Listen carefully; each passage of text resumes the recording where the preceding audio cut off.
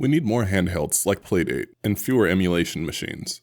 Now, this isn't a diss towards emulation machines. I do believe they have a place in gaming, but it seems like every week there's a new design when honestly, they all basically do the same thing. Sure, some provide better experiences through either better hardware, different control schemes, or operating systems. But inherently, they all do the same thing, emulate pre-existing hardware, usually in handheld form. It's a bit boring. My PlayStation Vita, original Xbox, Nintendo DS, 3DS, PS3, PSP, well, you get my point, they can already do this. I don't get why so many people get excited when they see these things, when you can just either play on original hardware or emulate on many of your other consoles. Maybe it's a form factor thing that I'm missing, but either way, I don't think all of these revisions are warranted.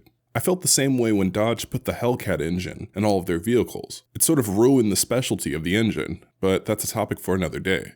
When everything is the same and does the same thing, it becomes less special, which is the same reason why I think we get so many complaints about modern consoles in comparison to PC. Eventually, you come to a point where you have to ask yourself, what is even the point? How does this product differentiate itself from everything else that's on the market? So in comes the Playdate. It's weird, quirky, and definitely not for everyone. But it does something that all these emulation machines refuse to do, and that's provide a unique experience that you can't get anywhere else. It does this in a few ways. First, it provides its own ecosystem of games. It's not an emulation machine, it's its own console. It has emulators made for it, but that's not why you buy a Playdate. You buy this device to focus on the original games. This focus on original games is what I believe made the machine sell out immediately.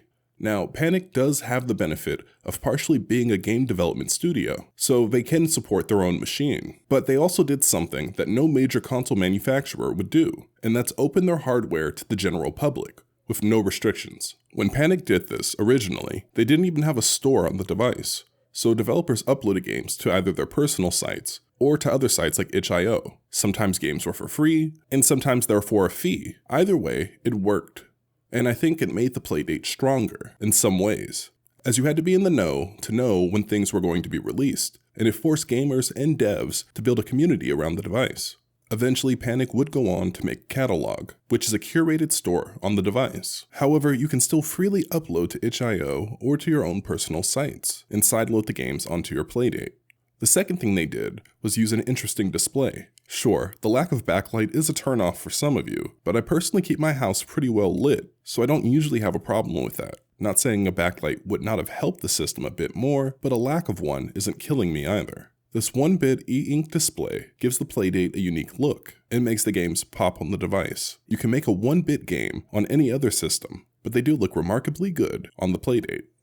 Then we have form factor and design. This little thing is a conversation piece. In a time when handheld manufacturers are building devices that can't even fit in your pocket, Panic made something that fits in the palm of your hand.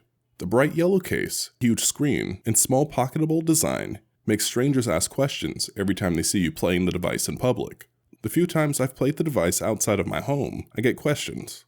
It just looks so unique, and there is nothing else like it out there. It isn't trying to look like anything else. Sure, the 2 buttons on the front may make you think back to the Game Boy at first, but then you see the rounded D-pad, lack of a start and select, and the crank, and you know that it's not a Game Boy.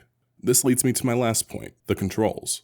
The Playdate features a clicky D-pad, 3 clicky face buttons, a gyroscope, and a crank. It has the standard A and B face buttons, but it also has a sort of start and sort of home button. How you use that is really up to you. Some games use it as a standard menu to exit the game, while other games use it as sort of an options menu. Then lastly, we have the real piece of discussion, the crank. When people first saw it, everyone was screaming about how this would make the perfect fishing game. However, I played a ton of games that use this piece of hardware in unique ways. Sure, some are a bit gimmicky, but others feel right at home with the hardware.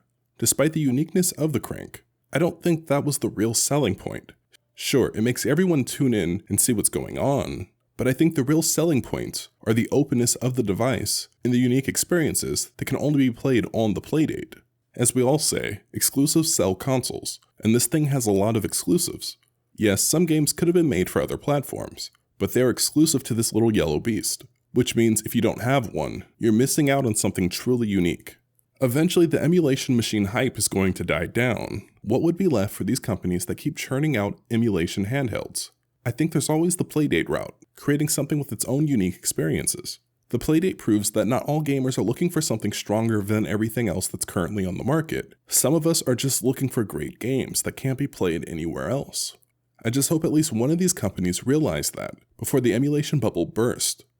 That's it for today. Thanks for your time, and thanks for watching.